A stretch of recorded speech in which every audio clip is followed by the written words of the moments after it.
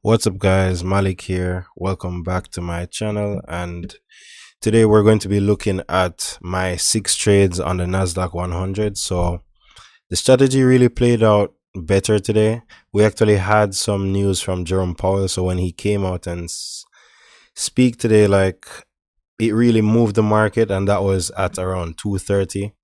2 o'clock was actually like the press release, so people can actually read what he's going to discuss, and then at 2:30 is actually when he speaks and kind of can basically unwind a lot of the tenseness in the market, so the market can interpret the news a bit more harsh, and then Jerome Powell can kind of soften it, and that can cause a move to the upside. It's funny that the market actually came down from the news, hit one of my zones, and then I just decided to take it to the upside, and that was a less riskier trade because it was like a reversal of a big move down. So I was able to assume less risk while just allowing it to run to the upside.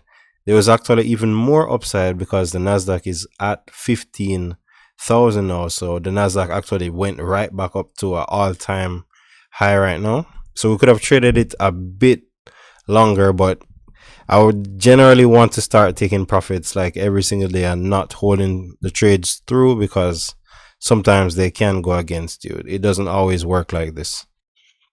So the first trade was at 8:45, and all right, so I have my favorite bar here. So at 8:45, this candle, I was taking it to the downside. I was taking it down to the zone, right? So 8:45, this was actually a win. So at 14,927, 14,927, you can see I entered to the downside here. I can actually zoom it up. So at 14,927, entered to the downside, and then I actually closed it at 921, and you can see me just taking it down to the zone, really. So I closed it at, this says 921, so that would have been a 915 candle. So this candle, so anytime it starts to touch my zone, I'm like, yep, I'm not going to try to like force this trade. Let me get out right here. I know how this can really reverse right now at a zone, if the zone is accurate at least, right? So this trade was a total profit of $13.60, and then I just closed that trade. The next trade was a loss, and that was at same candle, 915. I actually flipped the trade, so I went to the reverse, and it proved to be accurate. The only thing, we had a big wick, and that's what really cleared out all of my position, because I had a stop loss. So that wick just came, cleared out my position at a $32 loss, and then I went on from there. So and I'm pretty sure, without looking at the time, that this is what took me out, just because of how big the wick is.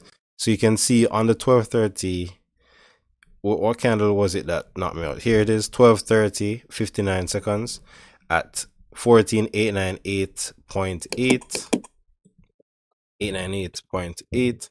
That's where I lost 32.60, and that's like deep within my zone, and that's assuming a lot of risk, especially when I went big on this trade. I went for a 0.2, so that was literally like it's literally $2 per lot, per pip. So $2 per pip, and the NASDAQ is moving like 100 pips per candle. So you understand the risk assumed there. So I kind of put a risk at 32 pips and just called it there.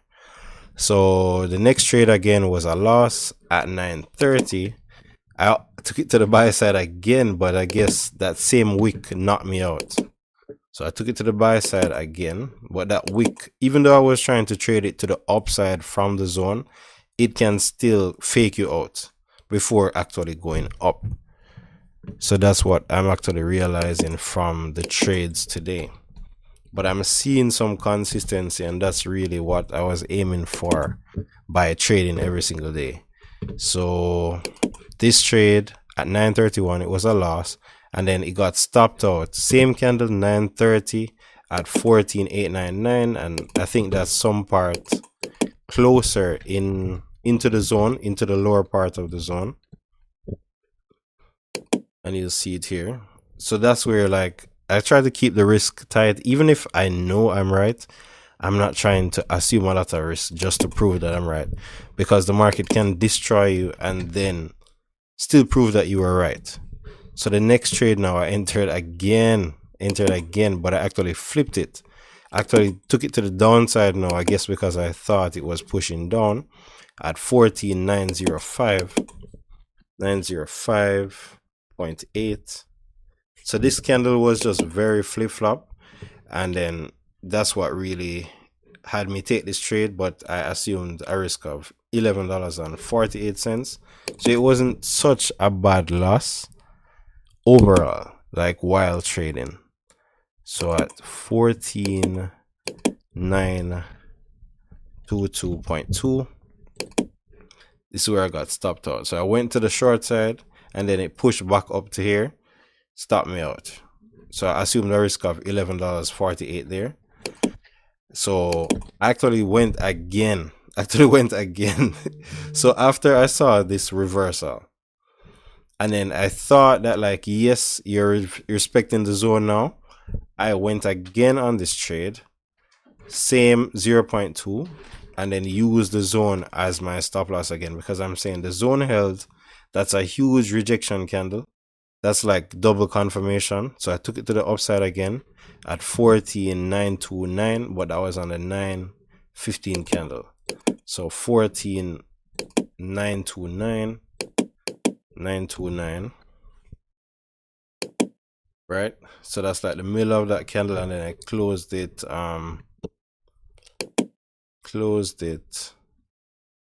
about an hour later at 10:15. So, and that was at 14,984.8, 984.8. So that's a bit higher into the range. That wasn't the highest part of the range. You can see that the market still rallied up, but look at this. You would have gotten destroyed here, because the market reversed, came back, took out everybody's stops before running right back up to this new high level. So that's how the market moves.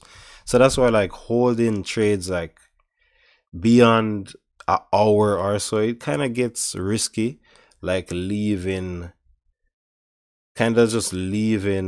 the trades to run at times, because it will take back your profits, and if you have a close stop loss, it's going to knock you out for a loss and then go into your direction. That's what I'm seeing, because you can see it obviously from this chart.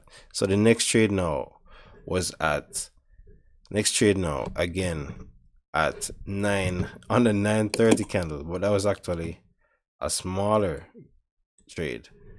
So the 930 candle I entered at 14,917, and the difference with these is that I sold them at different times. So I entered this one at 14,917.4, and then I closed it on the 10:15 candle. So same candle here at 14,984, 984.5, 84.5, total profit of 67.10. Okay, and then I need to start using the trade the pool platform as well to trade, but once this is a little bit more fine-tuned, I think it's getting there, I'll be using trade the pool a bit more.